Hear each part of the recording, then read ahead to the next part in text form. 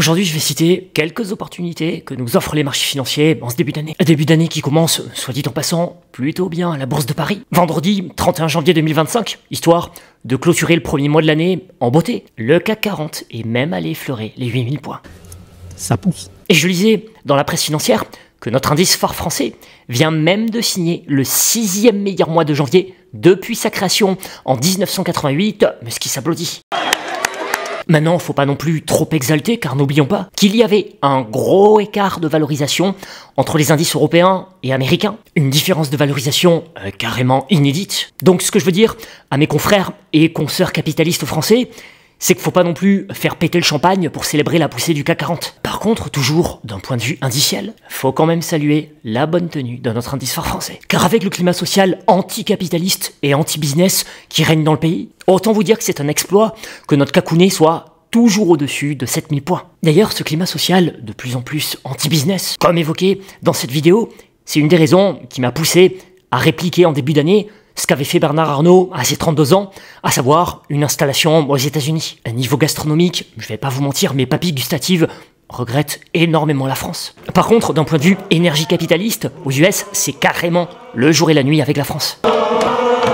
Bien sûr, c'est une perception qui m'appartient, mais comme je suis actionnaire et surtout un profond admirateur de l'empire qu'a construit Bernard Arnault, empire qui fait rayonner la France dans le monde entier, bien histoire de m'endormir de manière apaisée, j'ai écouté en guise de berceuse la dernière présentation des résultats annuels 2024 du groupe LVMH Moët-Hennessy Louis Vuitton, et Bernard Arnault, qui est le boss final du capitalisme français, confirme aussi dans cette présentation totalement le ressenti que je viens de vous partager. Et que quand on revient en France, après avoir passé quelques jours aux USA, c'est un peu la douche froide, je dois dire. Maintenant, histoire de rester dans une dynamique positive, d'un point de vue financier et investissement long terme, l'avantage de cette morosité française, et même européenne, c'est que comme les investisseurs sont assez refroidis à l'idée d'investir en France, et plus largement en Europe, ça crée de possibles opportunités sur le marché européen pour la personne qui projette la construction de son patrimoine financier sur le long terme. Exemple concret d'opportunités financières que j'ai traité tout récemment, l'action PEA ASML, qui pour moi, je le redis, n'a strictement rien à faire sous 800 € et encore plus sous 700 € à une époque qui est plus que jamais tournée vers la technologie. D'ailleurs, quasiment toutes les grandes banques d'investissement partagent mon optimisme sur cette action. Le plus optimiste de la bande étant l'américain JP Morgan avec, en date du 30 janvier, un target price fixé sur ASML à carrément 1057 €. Maintenant là, avec ASML, on est aux Pays-Bas, mais si je devais vous citer une opportunité financière bien française, l'action PEA Capgemini, pareil, c'est une action sur laquelle je vous ai récemment partagé mon opinion acheteuse en vidéo. Là, depuis 5 jours, l'action retrouve un début de dynamique haussière, mais on est encore très loin des plus hauts d'il y a une année. Pourtant, Capgemini, en tant qu'entreprise de conseil axée sur le numérique, fait clairement partie des acteurs qui ont un rôle à jouer dans la transformation technologique à venir. Et toujours sur la partie entreprise de conseil, je pourrais aussi vous citer Alten, action PEA, qui a bien souffert depuis une année, puisqu'elle s'est changée l'année dernière au-dessus de 140 €. Ça, c'est le genre d'action qu'il est intéressant de regarder. Parce que certes, si on regarde la tête du cours de bourse sur une année, ça donne pas envie de détenir du papier Alten. Mais si on raisonne sur une détention longue durée de l'action et qu'on dézoome à plus longue période, le cours de bourse, même après la forte baisse sur un an, on reste quand même dans une dynamique haussière de long terme. Donc comme la dynamique de long terme ne semble pas casser, il y a de bonnes probabilités de faire de l'oseille sur cette action si on sait patienter. D'ailleurs, je suis pas le seul à y voir du potentiel haussier. Je lisais une note d'analyse toute fraîche, publiée le 30 janvier par l'équipe Investir, dont la conclusion était similaire à la mienne, je cite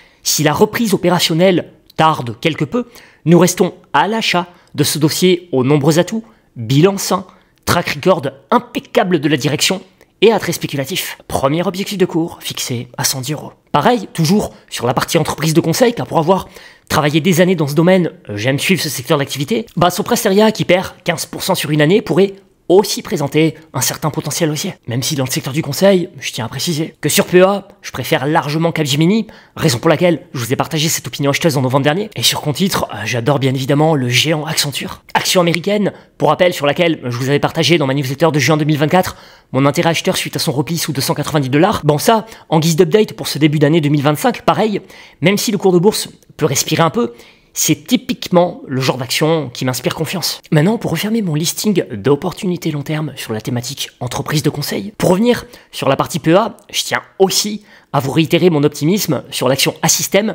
que j'ai traité dans cette vidéo YouTube lors de son repli à 35 €, action éligible également au PEA-PME. Certes, l'action a rebondi un peu, mais il y a encore clairement du potentiel haussier. Assystem pour les nouveaux, qui est un groupe spécialisé en ingénierie et gestion de projets d'infrastructures critiques et complexes pour de grands groupes industriels mondiaux, principalement dans le domaine du nucléaire. Un nucléaire qui a clairement un rôle à jouer dans la transformation de notre monde. Alors, le nucléaire a malheureusement pas une très bonne image dans l'esprit du grand public. Maintenant, si vous évoluez dans une entreprise et que vous êtes donc confronté chaque jour à l'opinion du grand public, n'écoutez pas trop ce que vous dit Micheline à la pause café sur le nucléaire, car Micheline, qui trie ses poubelles avec assiduité chaque semaine, pensant changer le monde, elle est pas forcément la mieux informée sur la mutation de notre monde qui s'opère. La réalité, c'est que dans un monde où les big tech investissent massivement dans l'intelligence artificielle et où les voitures électriques remplacent progressivement la flotte de véhicules à moteur thermique, pour opérer cette transformation, qui n'est pas des moindres, vous en conviendrez, il va falloir beaucoup d'énergie, et dans cette énergie,